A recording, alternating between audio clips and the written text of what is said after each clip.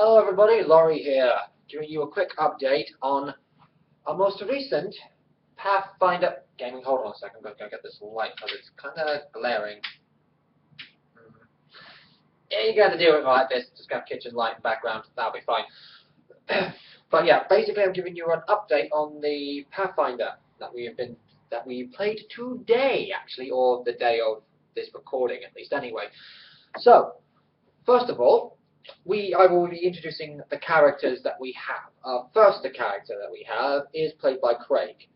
This is a goblin gunslinger by the name of Clint Greasewood, I think? Basically, it's a play on Clint Eastwood's Dirty Harry. Yeah, but Dirty Harriet to her friends is what she's known as. But yeah, gunslinger on that front, so there's that. Second of all, I don't think I caught the name for this character. Jez is Drow Magus. Yeah, I didn't quite catch the name. I'm going to have to ask him about that next time. But yes, we have that. And he, like I said, he played the Drow Magus. Next up, we have a human psionic user, the Dread class. And he's playing in a sort of like Batman's Scarecrow villain, but if he would have been a good guy, a hero, or whatever. But yeah, basically that. So there's that. Unfortunately, we didn't have Chris with us today, so I can't give you an update on his character as of right now. But we also had Rob playing his tree man. Yes, that's right, a tree man. Monk by the name of Creek Birchwood. Now, I opened up this adventure because it was the beginner's book adventure with Craig, Jez, and Joel meeting each other. And that's the thing, I'm not sure on the pronunciation of Joel's character, so Vash something, I think it was. I need to double check that. But yeah, it's an interesting name he had down. I'm not 100% sure on the pronunciation. I'll have to ask him about how it's pronounced next time I see him again. But yeah, there's that.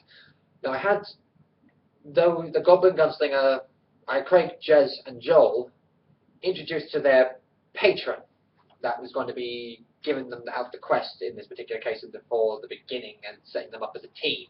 Because I understand there's sometimes that these adventures will have everybody in an area together for one reason or another. They did join up for one thing or another.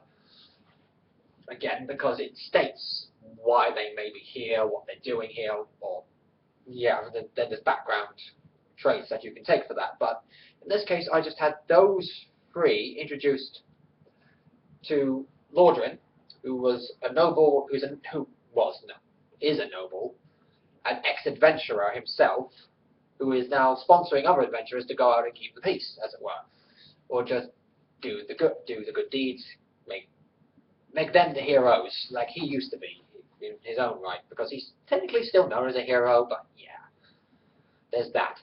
So what I did was I had them introduced to each other and to Lordrin.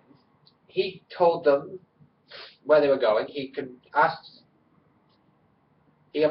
them to work for him under designated pay of basically about, depending on how hazardous it was or whatever, they would get they'd get compensated for their time, basically. And like Jez's case, he got access to Lordrin's library, so spells and stuff, being the Magus. Craig's character being a gunslinger, he's got a bit of more access to being able to get hold of guns and the like. And of course, like Joel's character, he's been having words with the spy master, Lordrin's spy master, that is, to find someone in from his history in order to deal with them, because Joel's character is a freedom fighter, you see, so an ex-freedom fighter, or still a freedom fighter, one or the other. And yeah, but they ended up getting on side and working for him, and he sent them via magical transportation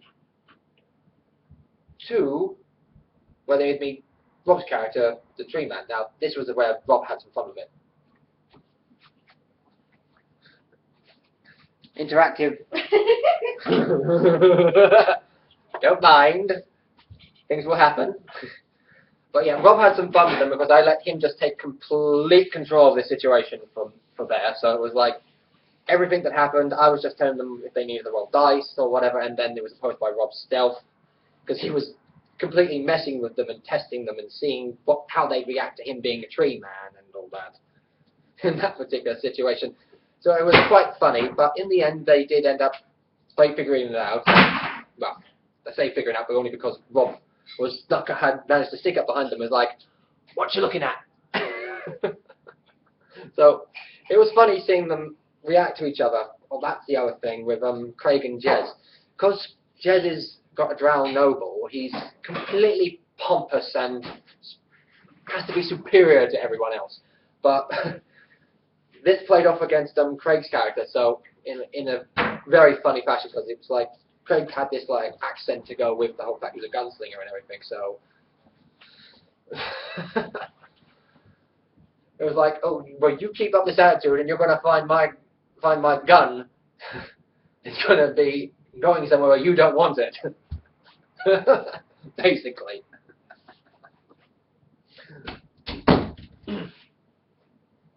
Like, and Joel was just in the middle of these two, just having a go at each other almost constantly.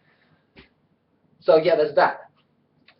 So they met up with Creek, and he led them to the dungeon from the beginner's book. So Black Fang's dungeon, you know, the one with the dragon for Pathfinder. So, and there's probably some people out there like, you do not throw a dragon, no matter how powerful it is, up against a group of first level PCs. Now I can agree, but those people don't know this group. I do. I've been part of this group when we played Dragon Age, and I know just how mental we can be when it comes to fucking everything over when it comes to the set modules in, or any set thing in these books, or whatever. We just breeze through, somehow, almost everything. With almost little to no problems from anyone. Now, saying that, because we have 5 people, we only had 4 today, but it's going to end up being 5, so I kind of need to scale the fights to be more built for 5 people instead of 4, because that's usually the generic norm, right? For these type of things, it's usually based around 4 people, and you kind of might want to make it a little bit more difficult for 5. But I have to make it more difficult for this 4 because Rob's character, I had to build his race from the race builder in the back of the advanced race guide.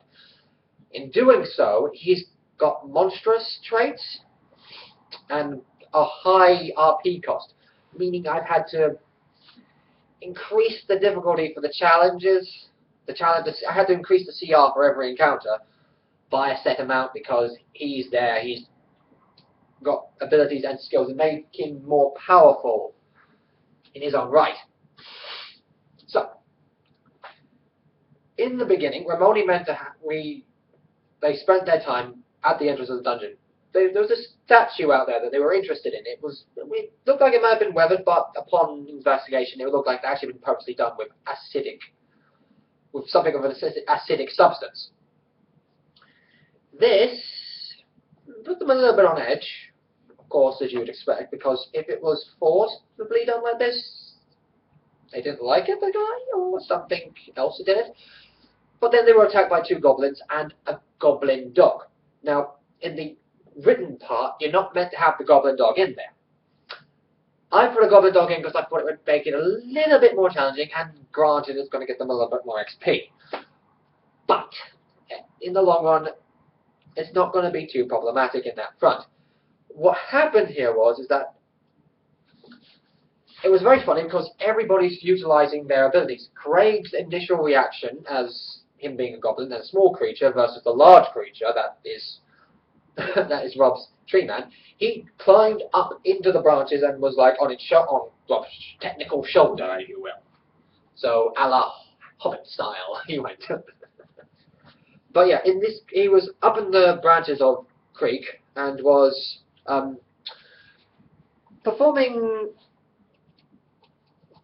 shots via that manner. Sorry. Camera's been a bit fucked up there. I need to change that for future settings, so I'm just going to have to keep moving the mouse around. Sorry about that. Lighting went because the screen went off. Man, the screensaver mode. But, yeah. He was up there taking pot shots with his pistol. Just a basic pistol from the start, everybody, so nothing special or too much. But guns are just generally a little bit more dangerous than your average weapon in general due to the fact they have a high critical. Now, you might be wondering, what's the critical? They're ×4. So, it might just be a d6 because he's a small goblin. And goblins are small, so, yeah. I mean, but it's only a d6 damage. But that d6 times by 4 can cause some serious damage later on. Especially if you end up with, like, magical ones and pluses to the damage and the hit rolls. But that's for a later time. They dealt with this initial pack of goblins quite well. Rob ended up picking one up and throwing it. And he was trying to hit the other one. He missed, but because he's throwing the goblin's going to hit something. And I was like, oh, is it going to hit Joel? Because Joel's in melee range with the other one. Now, you may be wondering, why is Joel in melee range with a Scion? Well, he's got an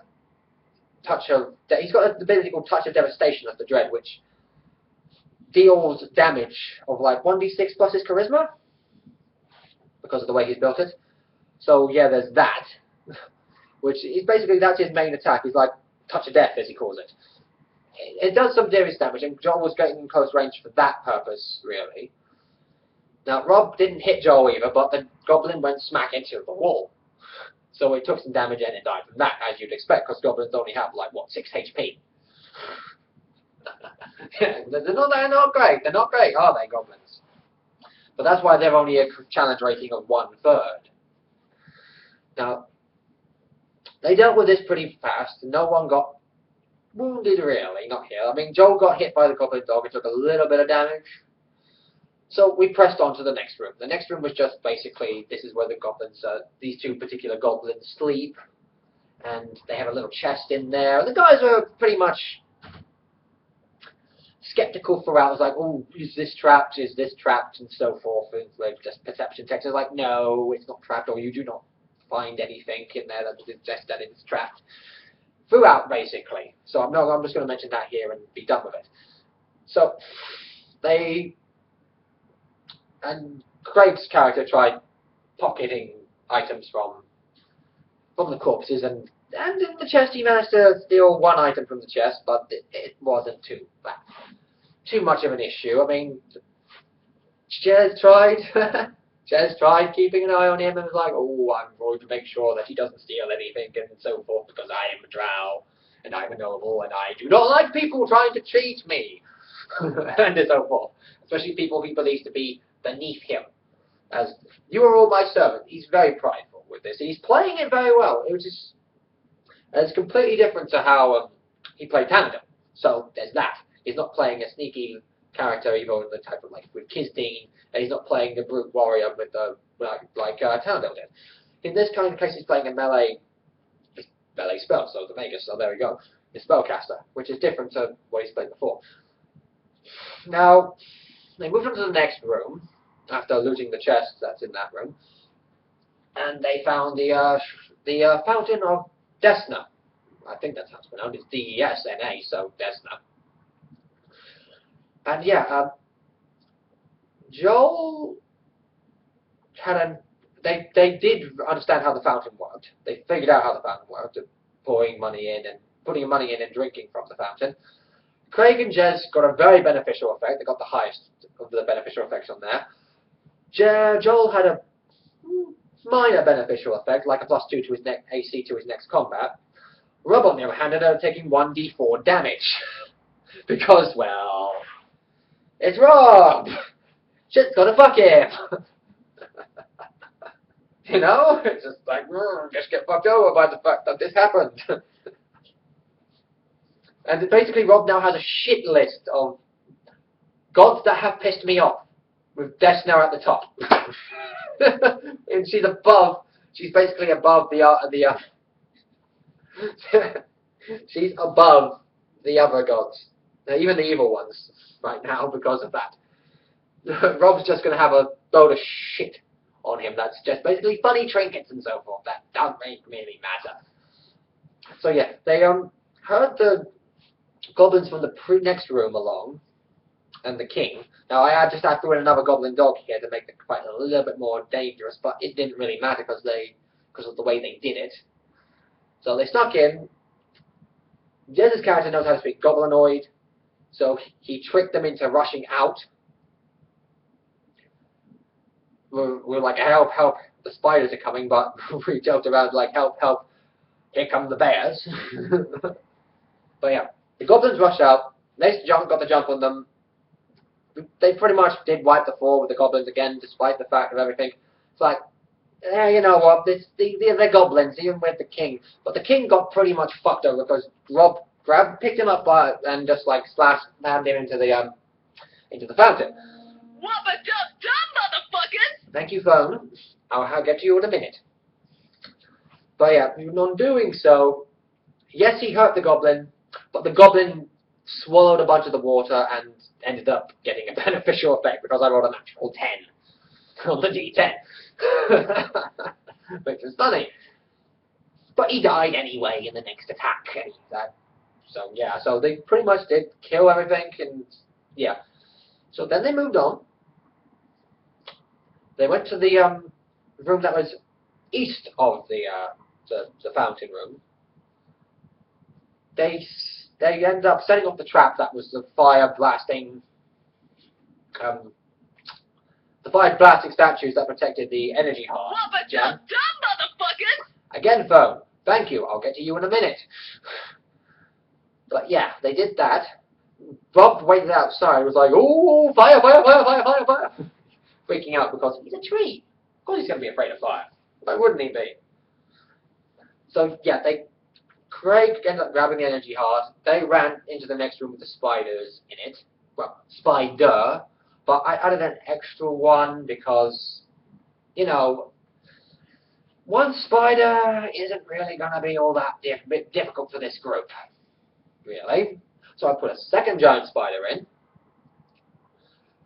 Craig jumped on the back of it and spent a few rounds with animal handling and ended up taming the blasted thing because he's crazy. He's a goblin. They are bloody insane. So yeah, that happened. Now he has a mount already that he has done that with. Now, obviously he's going to have to get keep it and so forth because it's a freaking giant spider. Goblin spider rider.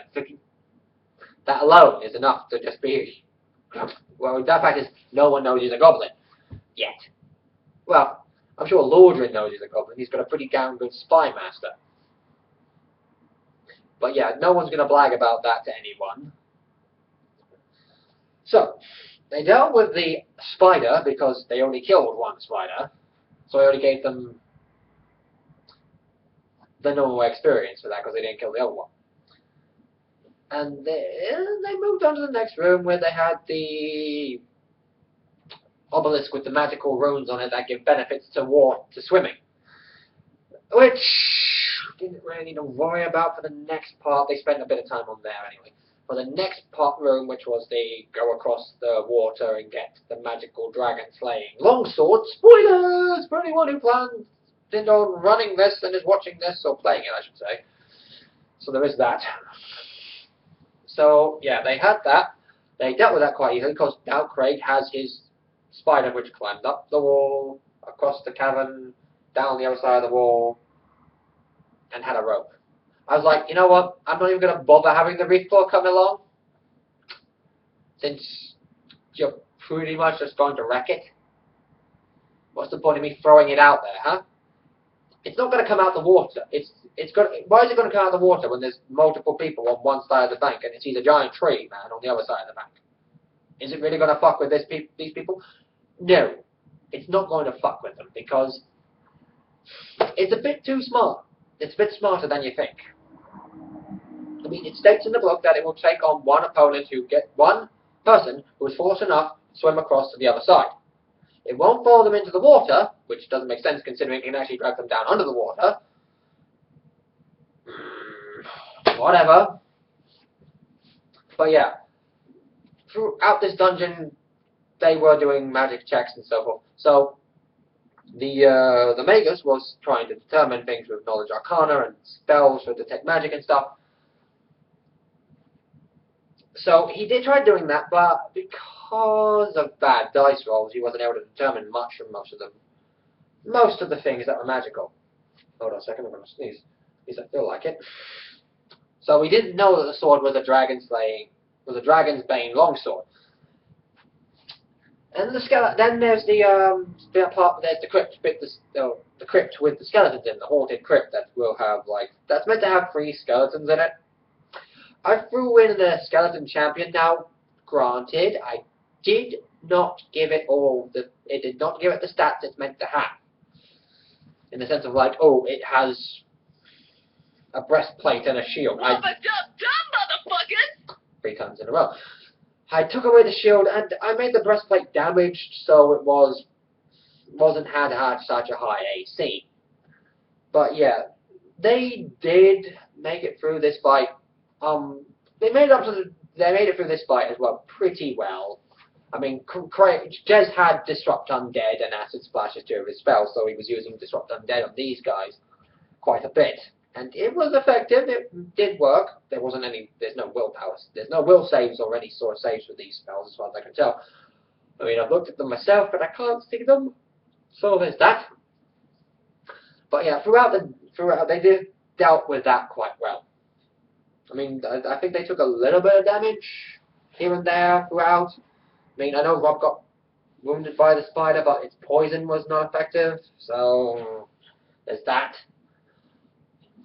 And then, it says you're not meant to be able to sneak up on the dragon, the black dragon, Black Fang. It says you're not meant to be able to sneak up on him. Well, I mean, I guess he's got a perception of +12, but that's not that's nothing when you roll a fucking 4 on the dice and get a 16 altogether. When we got Craig over here with his goblin, who's got a pretty damn good stealth ability, especially since he's got +6 just from his stat alone, and rolling about 20 something. I'm like, well, fuck it. You did sneak up on it. It didn't spot you. You saw that there's this pile of gold around here and other treasures. This small hoard, if you will, and this black dragon's just flown in because he smelled something trying to sneak about. He didn't see you, but he smelt you. So what happens next? What happens next is this.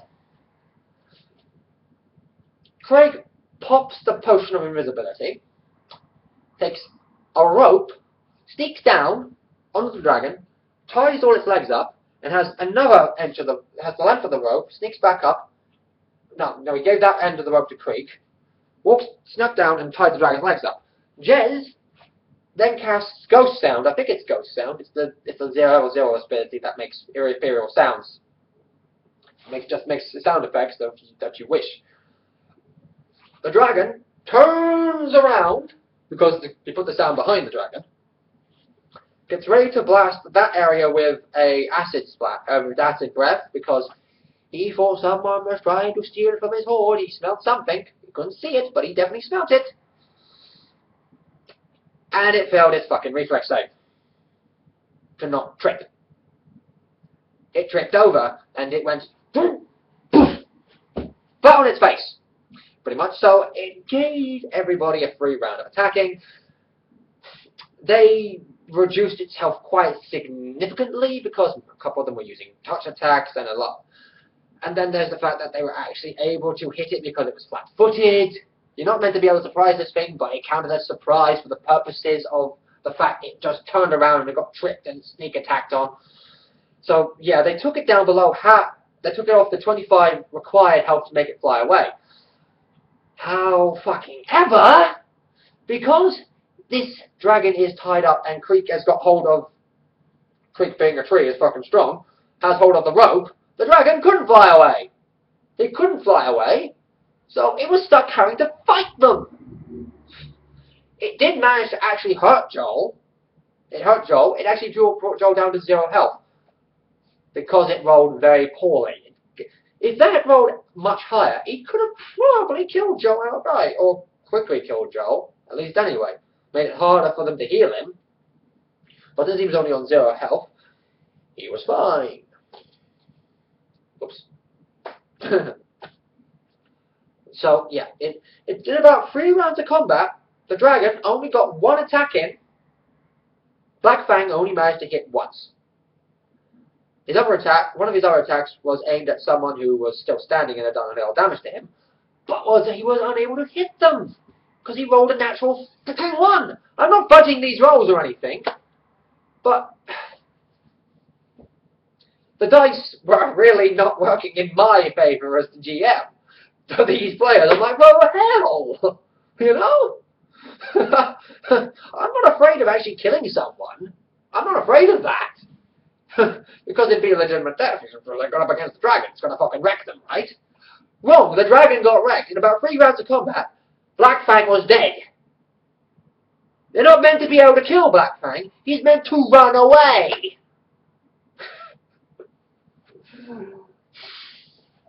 And this is what was pretty much known as hard mode, because I upped the difficulty of the encounters because of the fact that we had a 40+ RP monster as a player.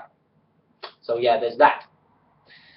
So yeah, Black Fang's dungeon was an overwhelming success for the players, and I enjoyed myself despite the fact that I wasn't able to kill anyone. Now I know I'm not meant to kill anyone on purpose, but I'm using a dragon. You're half expecting somebody to die, right?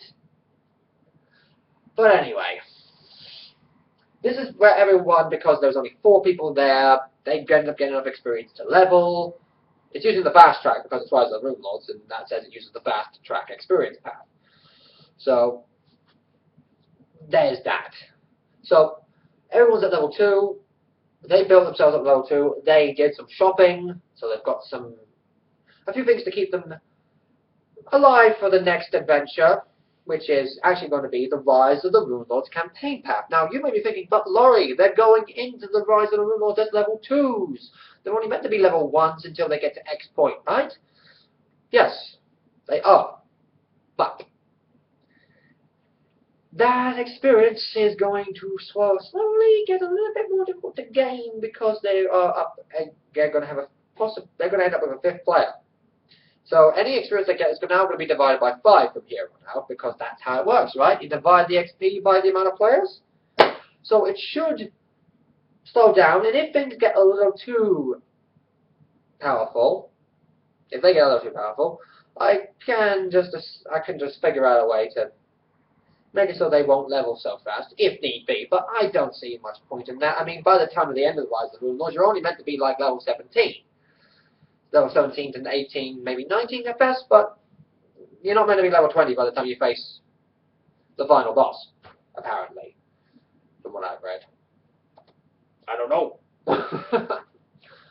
But yes, that is Black Fang's dungeon, with what me and Anya from our Dark Heresy group has dictated as the party of shenanigans, because this is how it's going to be, folks. We're going to have many, many more adventures like this, and much more hilarity and shenanigans throughout. So, until next time, everybody, I'll see you at the table.